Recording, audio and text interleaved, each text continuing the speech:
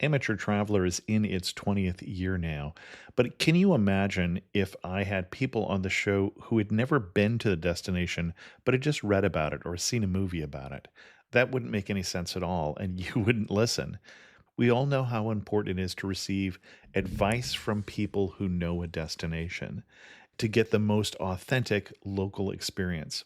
And a great option for experiencing this is Explore Worldwide and their authentic small group adventures, led by local tour leaders, perfect for solo travelers who want to meet like minded people with a desire for adventure.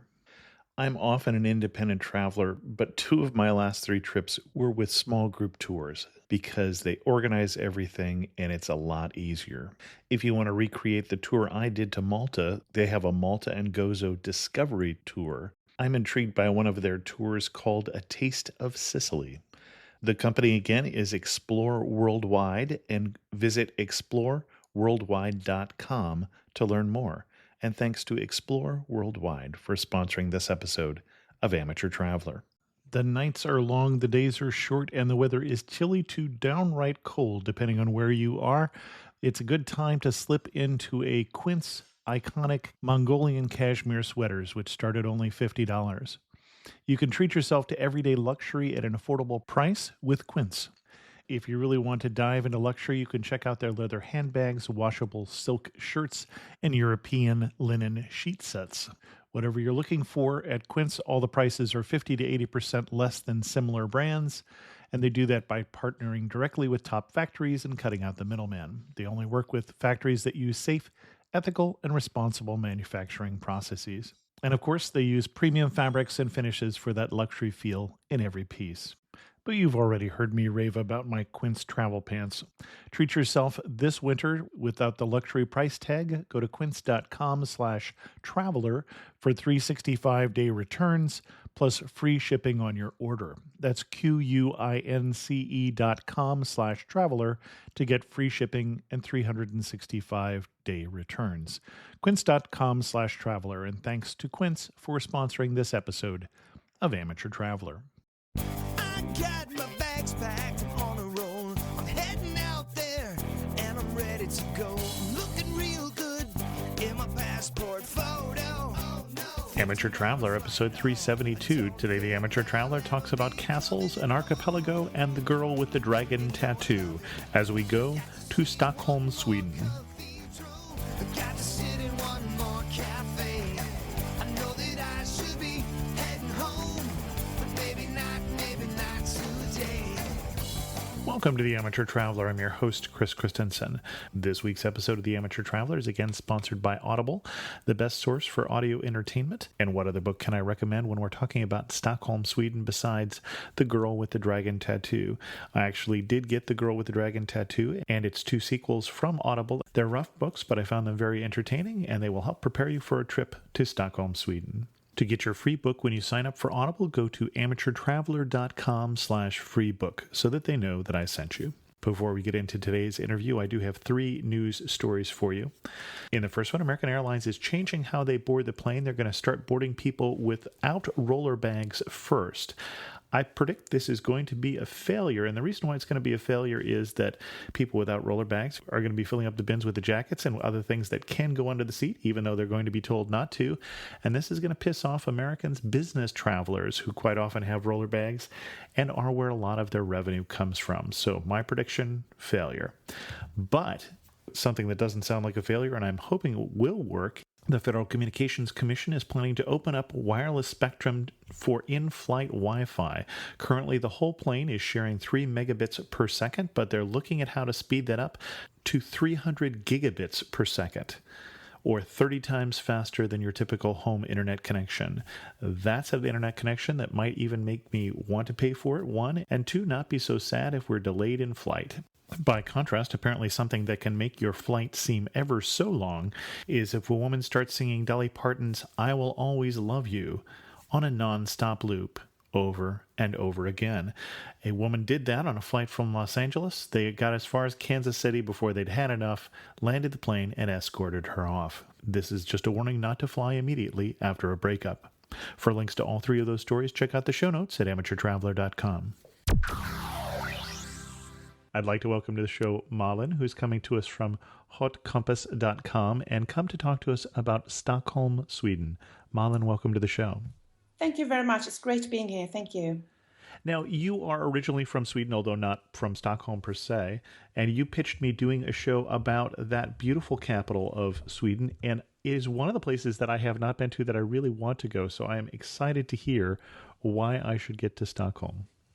Then you really should go because, I realize, having lived there myself, for every time I go back, I start to like it more and more, which is a bit strange because you get this sort of love, absent love almost, because you go there and you realize this is really good. And after another 5 years, you think, my God, this is incredible. So I think I'm quite a good ambassador on this, talking about it, because it's not even my hometown anymore, but it's very close to my heart. And it's really nice to go and see how a city develops and it changes a bit and still it's somehow the same for you.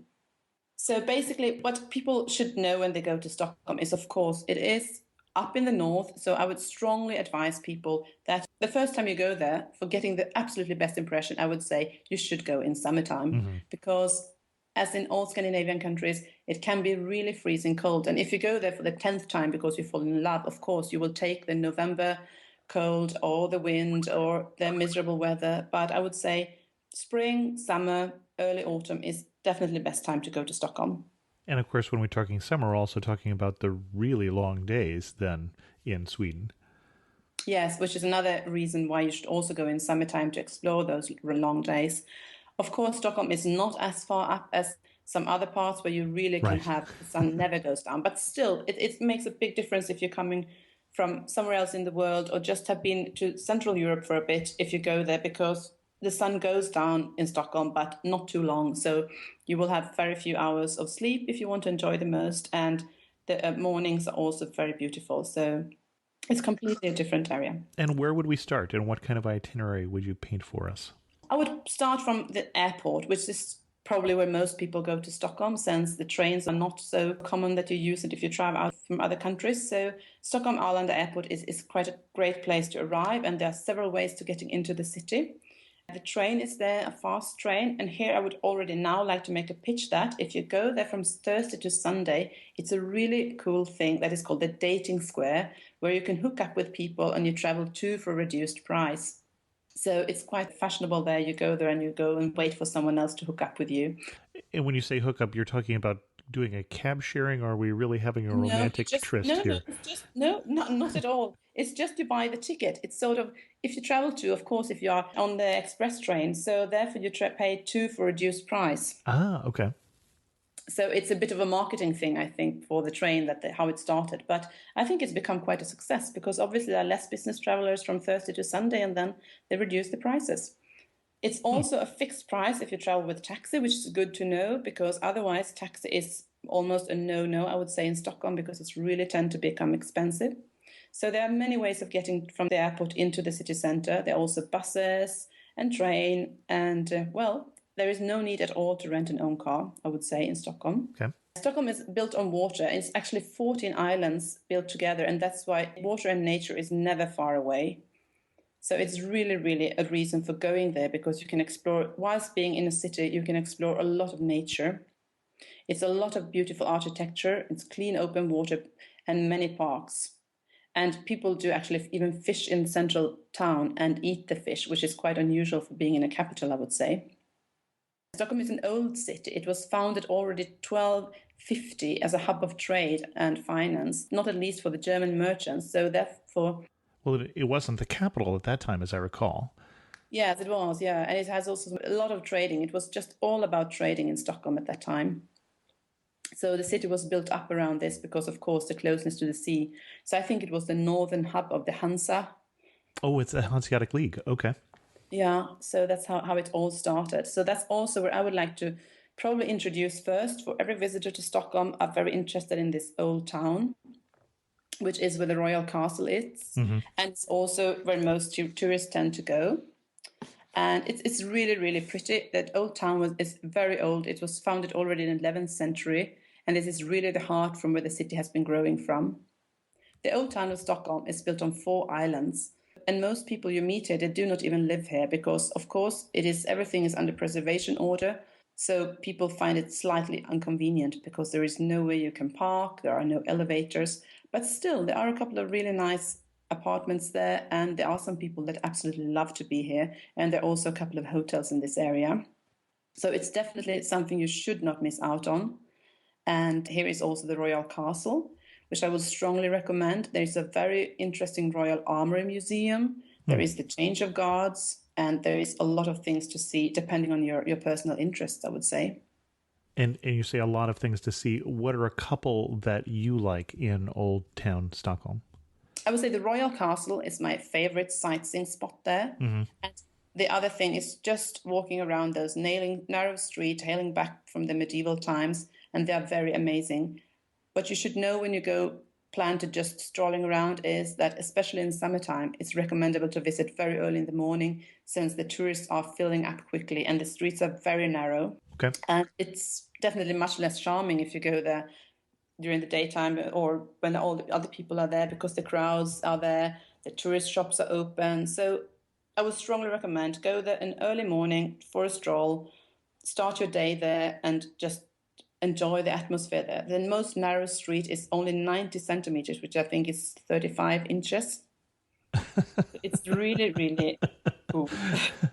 I don't know that that's actually a street. Okay.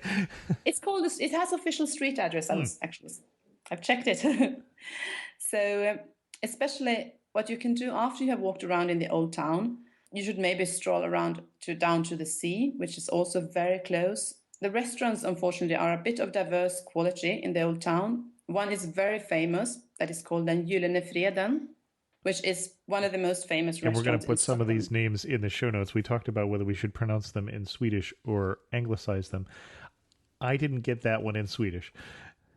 It's called Den Gyllene Freden, the Okay. Golden Peace. And that is a very old restaurant that has been opened in 1722. And at that time, it was apparently very, very digested area full of drinking holes similar. So it just started up as a drinking hole in the old town. And over almost a period of 200 years, it has gone from being a very simple place, probably full with tradesmen, to a quite refined restaurant.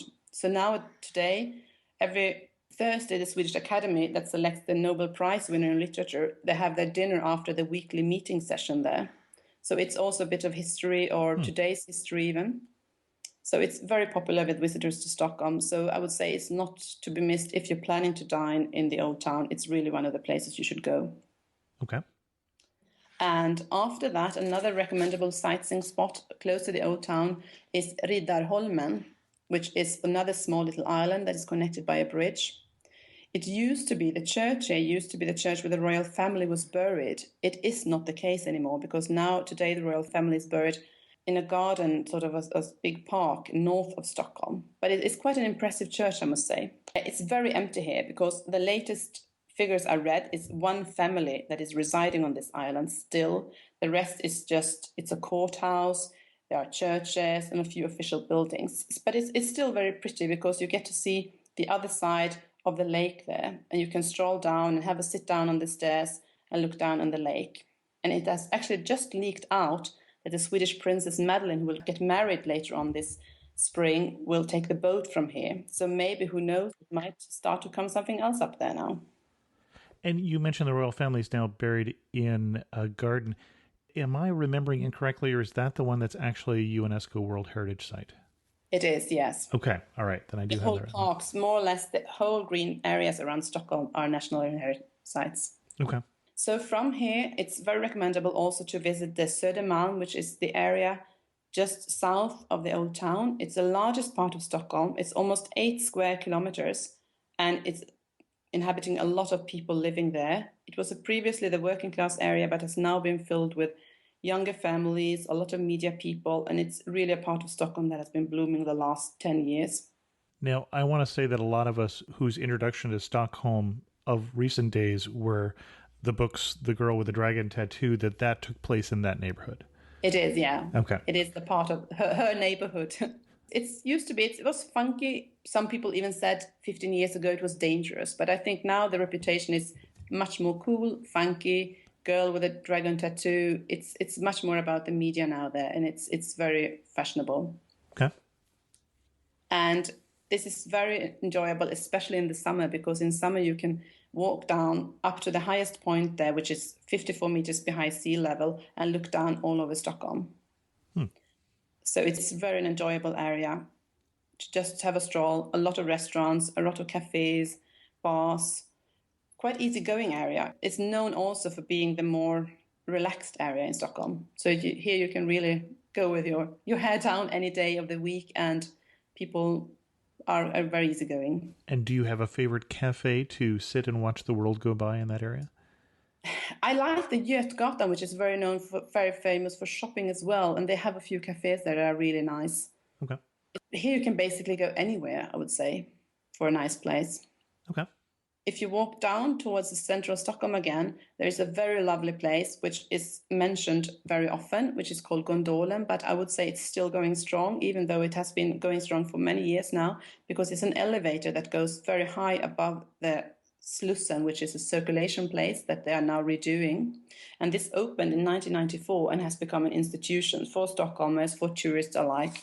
So either you go there for a fine dinner, which is with wonderful views over Stockholm, or you just go there for a drink or a sundowner and just look out of the sea. So it's really, really recommendable to go there. And you said a circulation place, and I'm missing the meaning of that phrase. It's called Slussen, and that circulation place has been very debated, and it sort of really has been the hub for people going, because obviously So it's Stockholm a plaza or a piazza? We're talking about people circulating or a traffic circulation, or it's a traffic circulation. Okay, it's a traffic circle. Okay, it will be a plaza, but it's just being rebuilt at the moment. So I think that is just sort of a landmark that you need to know, because south of there you have Södermalm. It's sort of relating to. So it's very much of a place where it's impossible to go to the southern part of Stockholm not passing there by any means, either by foot, train, or car. All right. I would also like to add, if you're planning to stay on Södermalm, it's not too many hotels, but there are a couple of them, and one is very much of a cool design statement up in the air, built above the highway, which is called Clarion.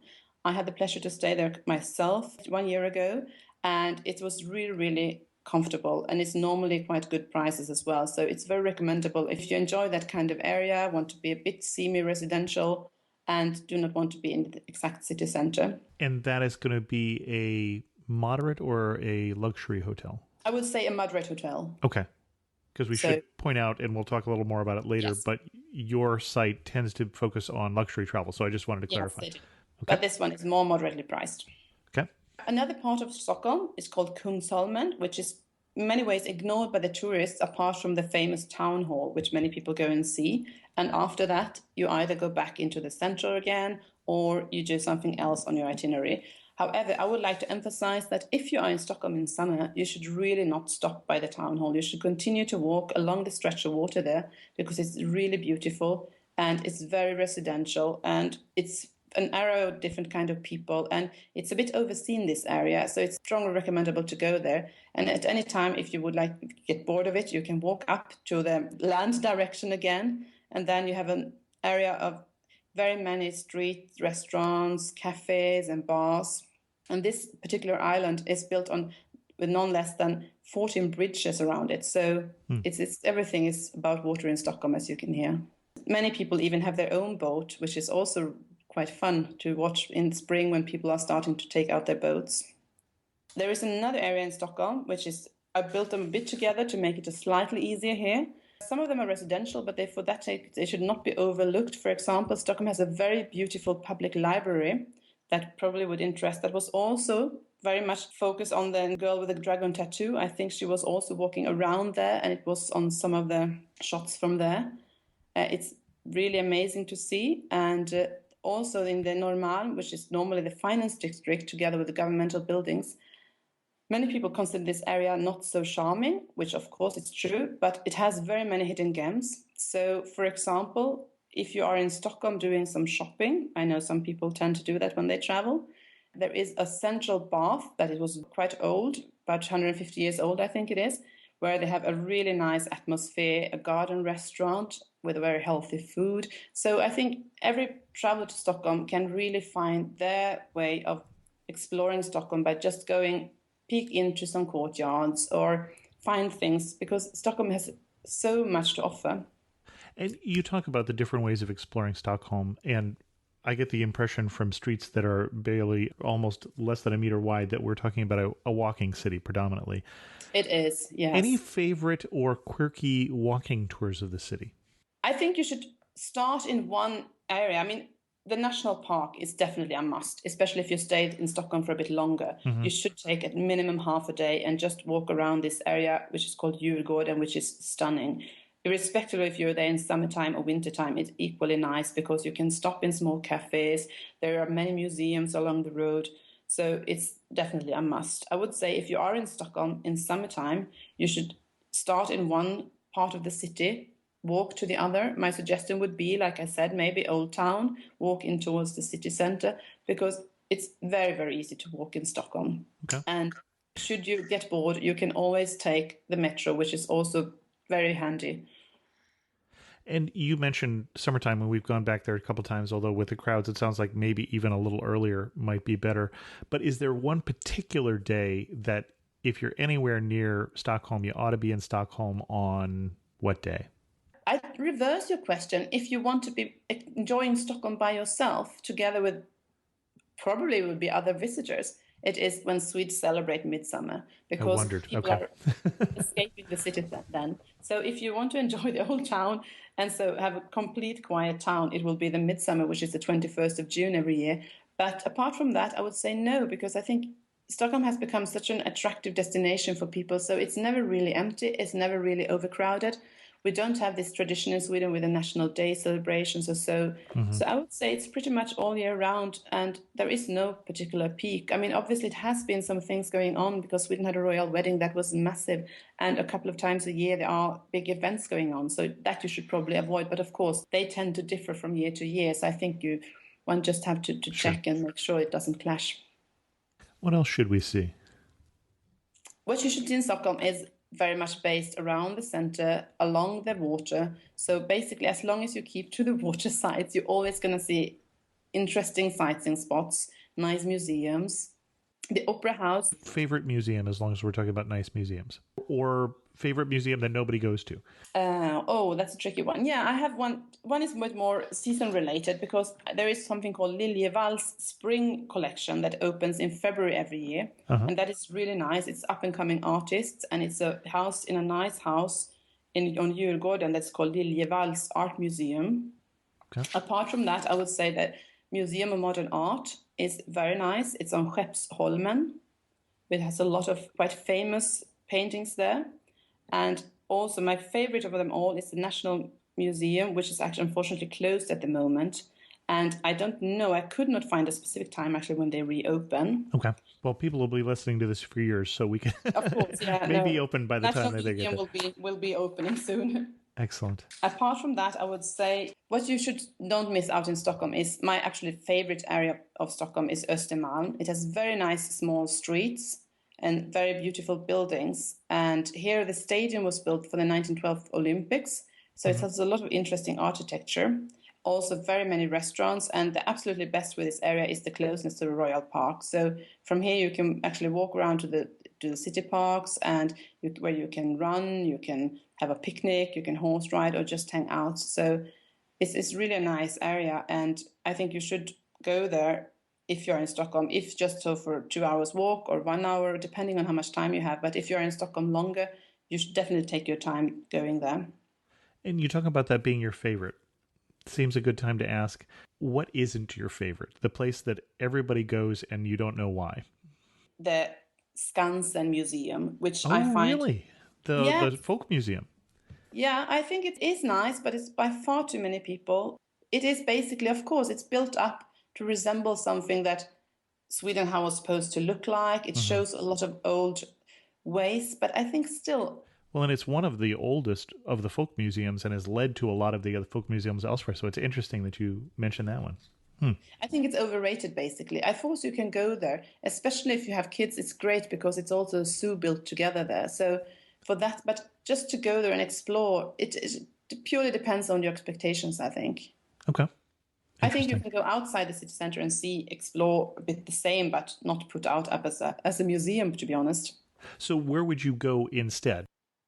I would say if you are in Stockholm, you should go to the archipelago. I think that is a Oh, must sure. because it's beautiful. It's 24,000 islands, and you don't need to go that far. Of course, the ambitious traveler might say, I want to go to the one furthest out. And it is possible because it's really a good network. However, I would recommend to go to the closest one, which is called Fjäderholmarna, that is 25 minutes from Stockholm. And we say 25 minutes and network, we're talking about ferries.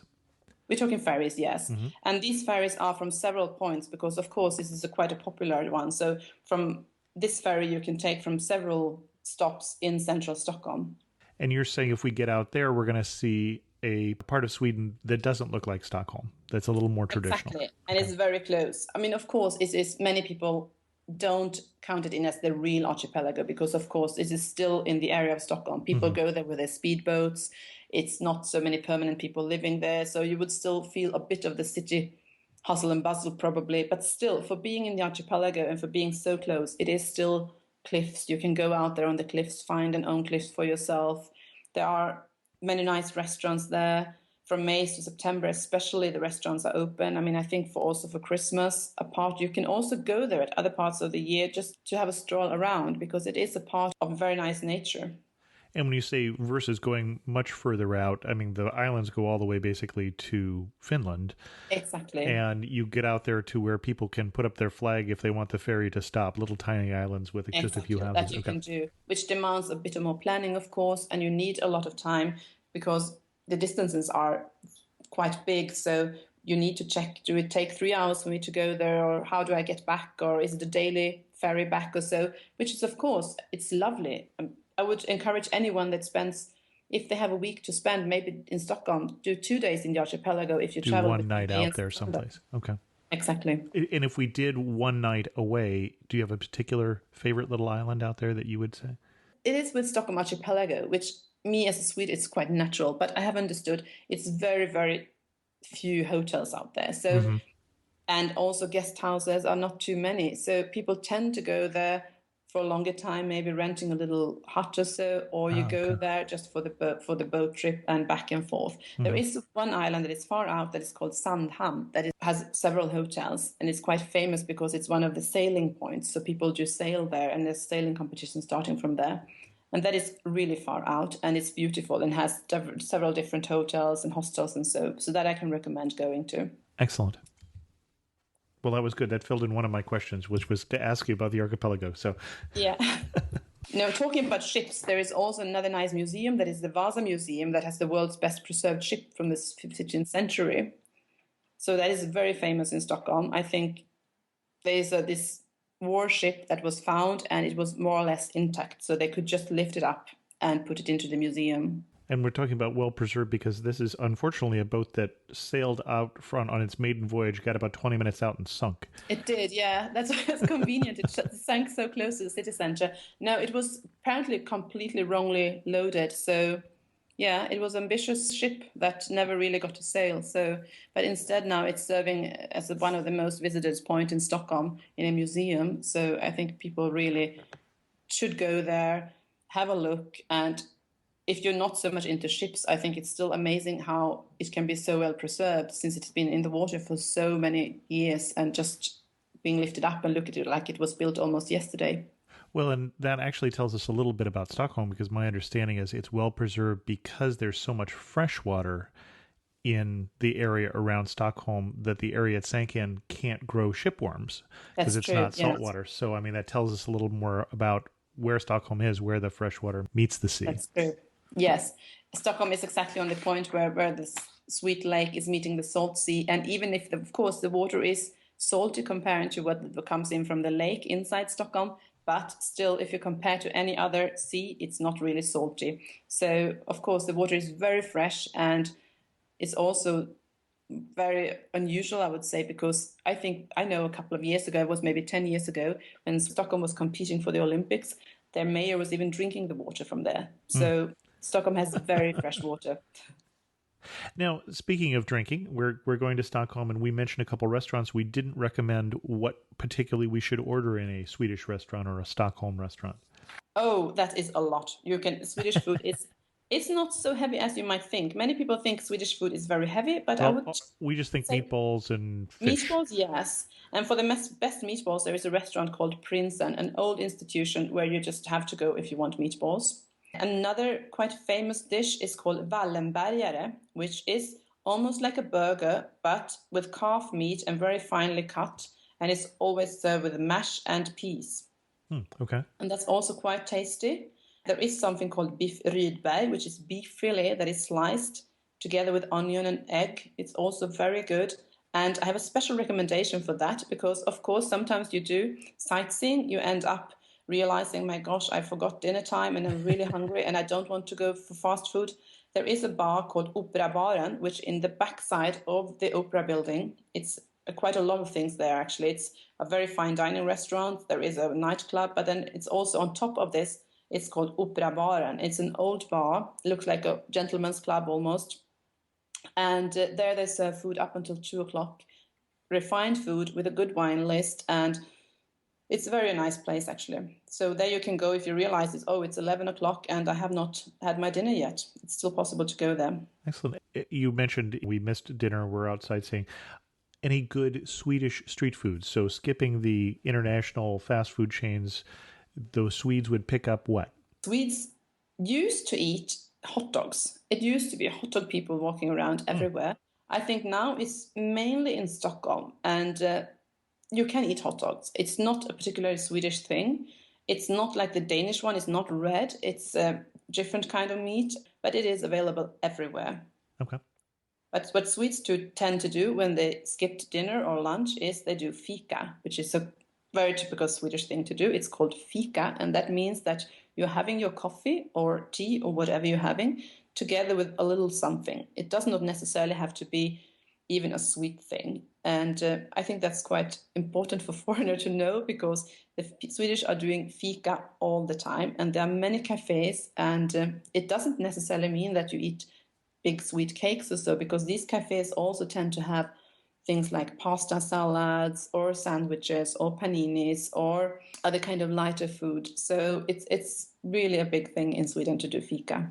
Expense. The reputation of all of Scandinavia is that it's expensive. Yes, it is. In a way, yes, eating in a restaurant I find also very expensive. Mm-hmm. On the other hand, I would like to defend it in a way in saying that the quality is very good.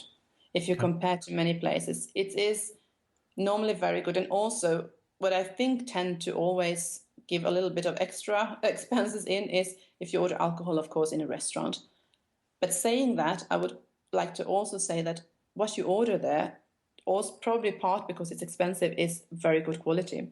I have never met, I have lived in France, I travel a lot.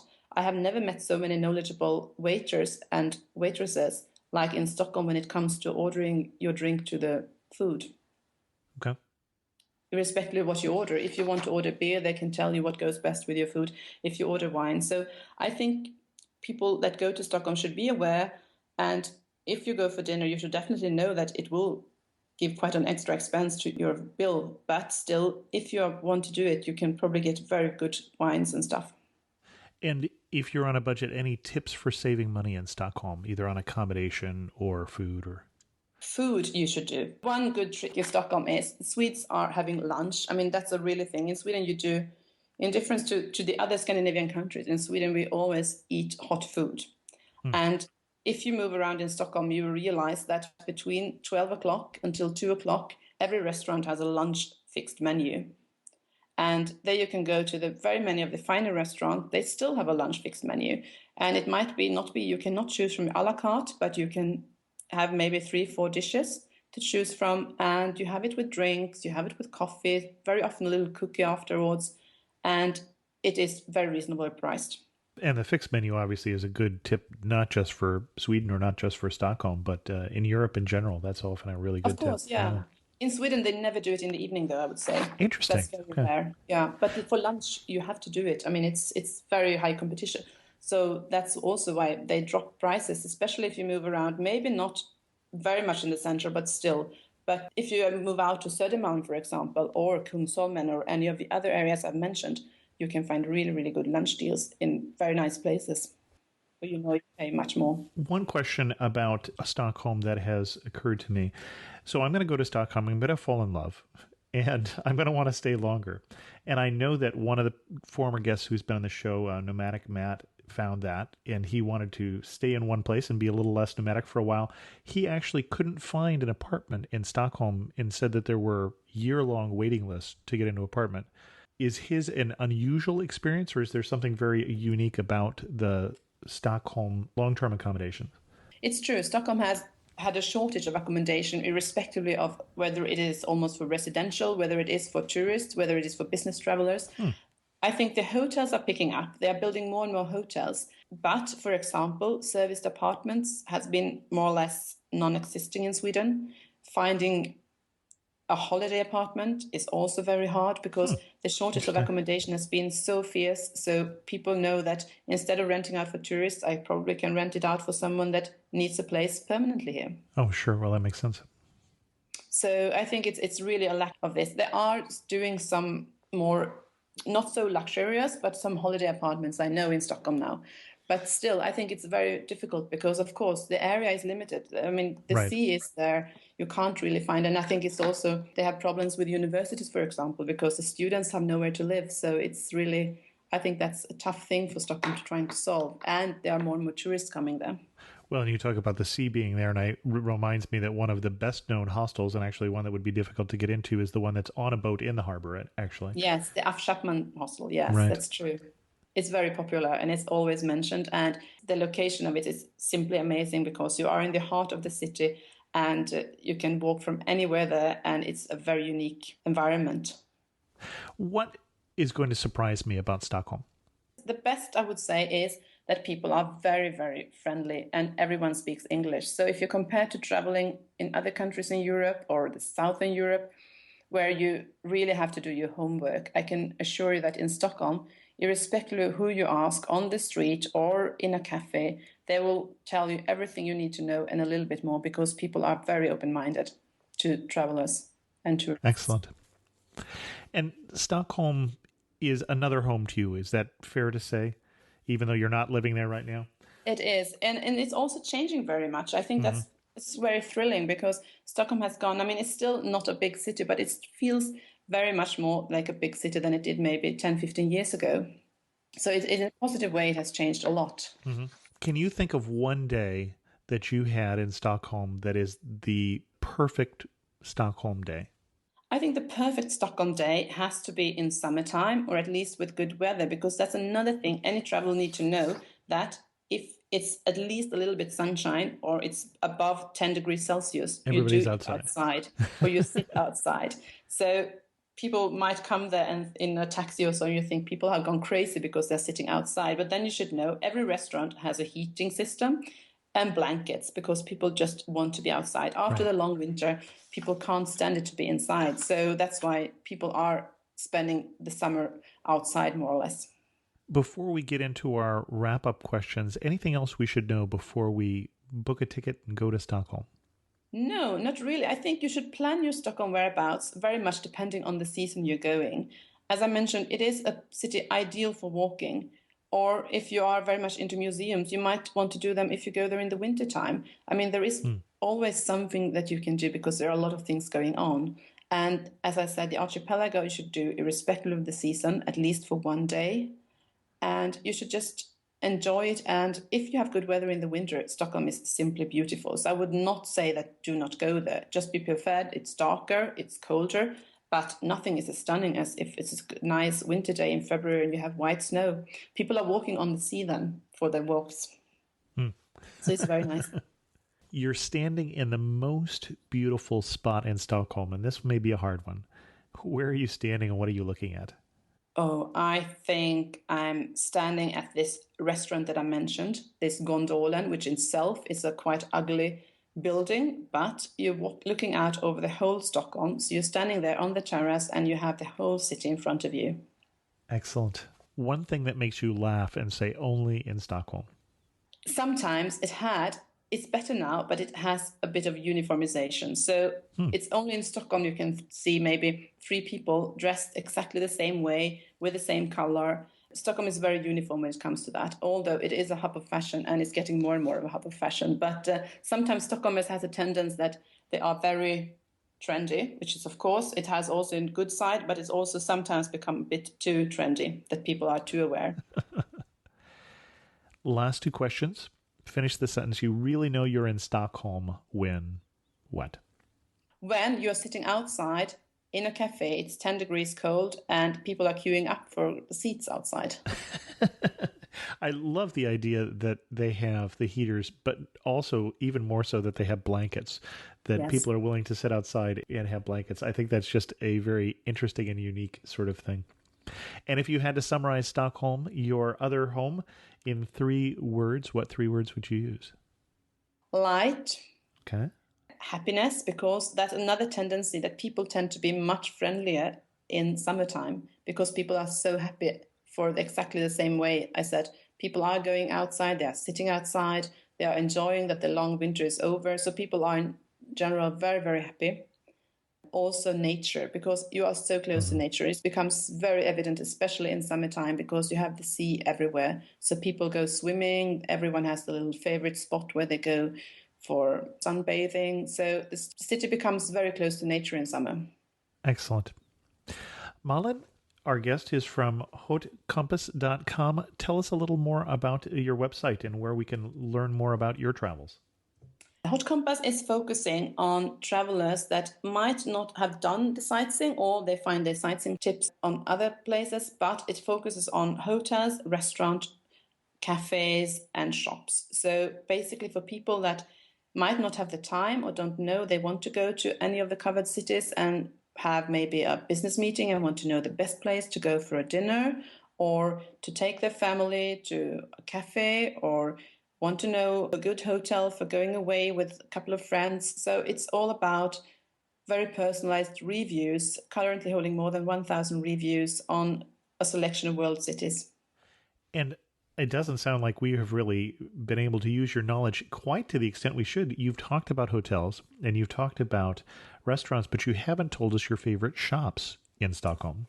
Oh, my favorite shop in Stockholm is called Svenskt 10. It actually means pewter in Swedish, and it's an old shop. It's an interior shop that is simply amazing. I think they have started to become more and more international because I've seen now that you can even order online from abroad.